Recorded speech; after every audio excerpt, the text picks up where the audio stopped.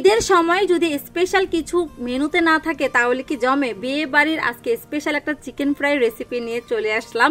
থাকবে হাঁড়ি ভর্তি করে নেহারি রান্না, মশলাপাতি, ক্লিনিং সব কিছু। আমরা ঈদের সময় দেখবেন যে অনেক সময় ঈদের পরপর অনেক প্রোগ্রাম থাকে বা স্পেশাল কোনো গেস্ট থাকে বা নিজেদের জন্য হলেও স্পেশাল কিছু করার জন্য। তো চিন্তা করলাম যে আপুদের জন্য কি করা যায় বা নিজেদের জন্য। তা চিন্তা করলাম যে না, আমরা সবাই কিন্তু বিয়ে বাড়ির চিকেনটা মানে ফ্রাইটা সবাই পছন্দ করি, খুবই সহজ, কোনো ঝামেলা নাই। তো এইদিকে হচ্ছে সকাল সকাল হচ্ছে আমি আর আমার হাজব্যান্ড গিয়ে বাজার থেকে নেহারে নিয়ে আসলাম।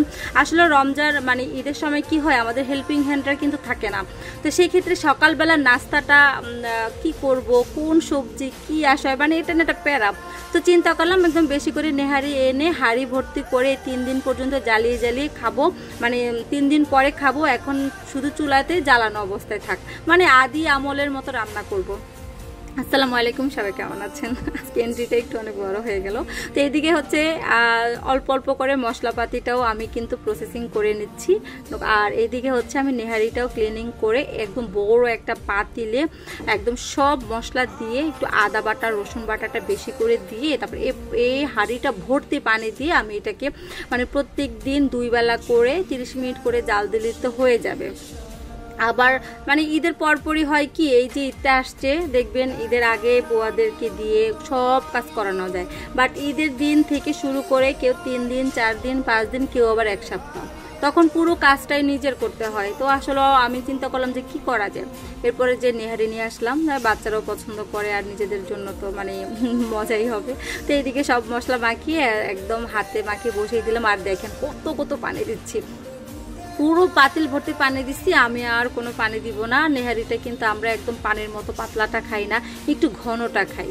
তো যাই হোক, এটা এদিকে দিয়ে এবার আসছে আমার বিয়ে বাড়ির স্পেশাল চিকেন ফ্রাই রেসিপিটা।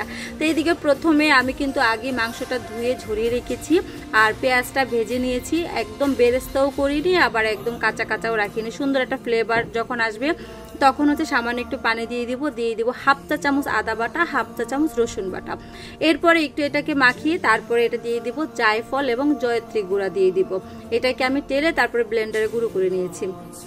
তারপরে আমি এখানে অ্যাড করে দিব জিরার গুঁড়ো, তারপরে অ্যাড করে দিব এখানে হচ্ছে গরম মশলা গুঁড়ো, তারপরে লবণ এবং লাল মরিচের গুঁড়ো, সব কিছু অ্যাড করে তারপরে হচ্ছে একটু পানি দিয়ে অনেকটা সময় কষিয়েছি। সেটা আসলে ভিডিওটা লং হয়ে যাবে, আপনারা বুঝে নেবেন। এরপরে চিকেনগুলো দিয়ে দেব।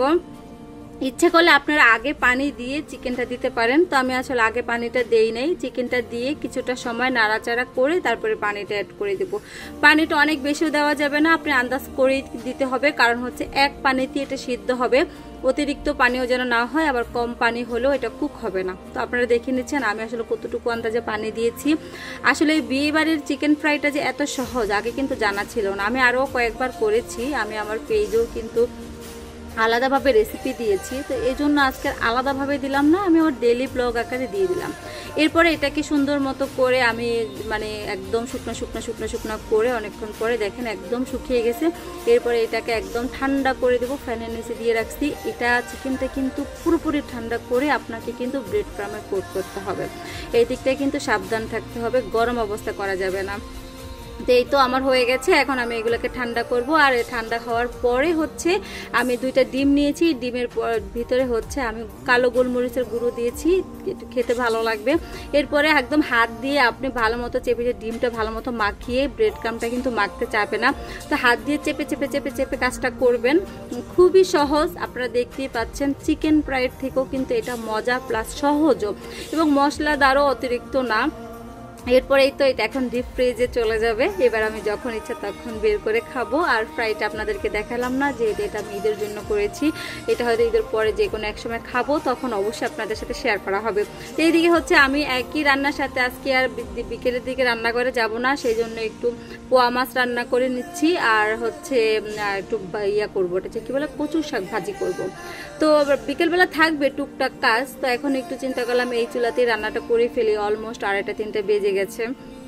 1 ঘন্টা আগে কাজ করলে আর কি আর হয়। তো এইদিকে হচ্ছে আমি একটু মানে কাঁচামরিচ বেশি দিয়েছি, লাল মরিচটা কম দিয়েছি। আমি রোজায় কিন্তু একটু মশলাপাতি এই টাইপের খাবারগুলো একটু কমই অ্যাড করেছি, বা খাবার এমনিও আগের থেকে একটু কমই খাই।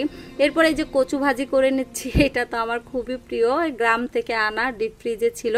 তো যাই হোক, এই তো এইদিকে হচ্ছে আপা রান্নাঘর সব ক্লিন করতেছে। তো ভিডিওটা কেমন লাগলো, সবাইকে আগাম ঈদের শুভেচ্ছা। আসসালামু আলাইকুম।